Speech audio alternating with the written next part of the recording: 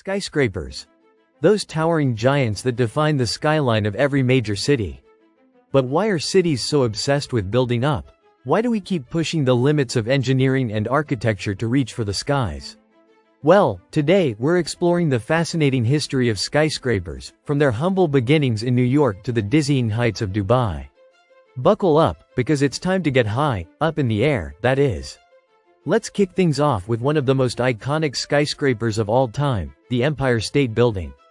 Built during the Great Depression in 1931, this New York landmark not only changed the city's skyline but also set the stage for the skyscraper boom that followed.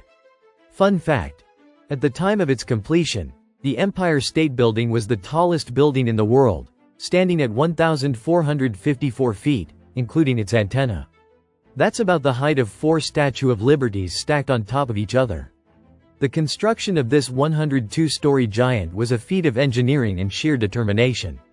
Believe it or not, workers completed the Empire State Building in just 410 days, an incredible pace for a structure of this magnitude.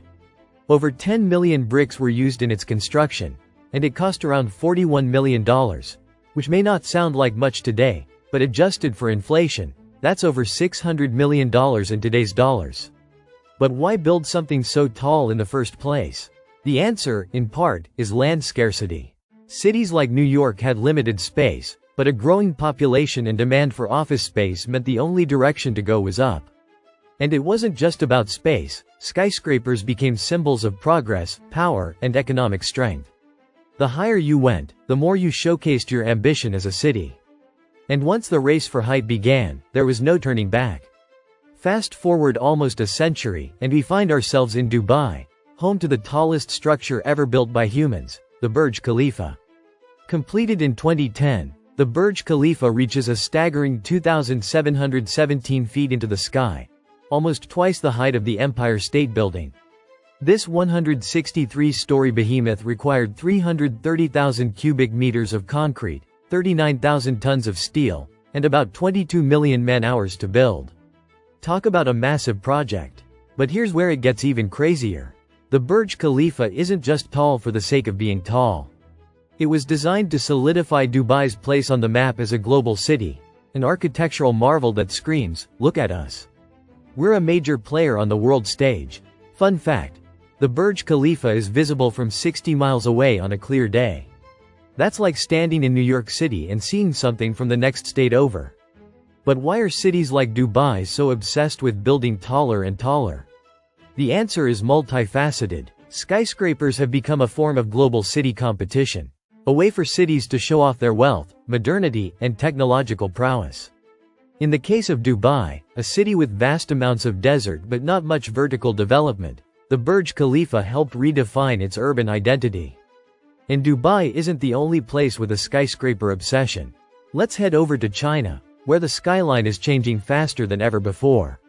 In fact, China is home to more than half of the world's skyscrapers taller than 150 meters, 492 feet. One of the most impressive examples is the Shanghai Tower, the second tallest building in the world, standing at 2,073 feet. What's driving this skyscraper boom in China? Well, it's a combination of rapid urbanization and economic growth. As millions of people move to cities for better job opportunities, demand for housing and office space has skyrocketed. And just like New York and Dubai, cities in China have limited land, so the solution is to go up, up, and up. Fun fact: in 2019, China completed 56 new skyscrapers, more than any other country that year. That's more than one new skyscraper every week. So, we've established that skyscrapers help solve the problem of land scarcity, but there's also an economic argument for going tall. High-rise buildings allow cities to maximize the value of their land, especially in dense urban areas where land is expensive. Take Hong Kong for example. The city is home to some of the most expensive real estate in the world, and its skyline is packed with towering skyscrapers. With little available land and high demand for housing and office space, developers in cities like Hong Kong often have no choice but to build vertically. But skyscrapers aren't just about space and economics, they're also about prestige. In many cities, skyscrapers have become status symbols. They represent innovation, power, and the future. Cities with iconic skyscrapers, think New York's One World Trade Center or London's The Shard, become tourist destinations in their own right, attracting millions of visitors who want to take in the views from the top. And let's not forget about sustainability. While early skyscrapers weren't known for being eco-friendly, modern buildings like the Shard or Taipei 101 are often designed with green technology in mind. These buildings use energy-efficient systems, recycle water, and even generate their own power, showing that skyscrapers can be part of a more sustainable future. Now, you might be wondering, how high can we go? Is there a limit? Well, as it turns out, we're not quite done yet. Engineers and architects are already working on designs for buildings that could reach 3,280 feet, 1,000 meters, or more, like the Jeddah Tower in Saudi Arabia, which, when completed, will be taller than the Burj Khalifa. But it's not just about going taller. Cities are also thinking about how to make these towering giants more livable, with innovations like sky gardens, mixed-use spaces, and even vertical farming. Conclusion: why cities keep building up? So, why do cities keep building up? It's a combination of land scarcity, economic necessity, global competition, and the desire for prestige.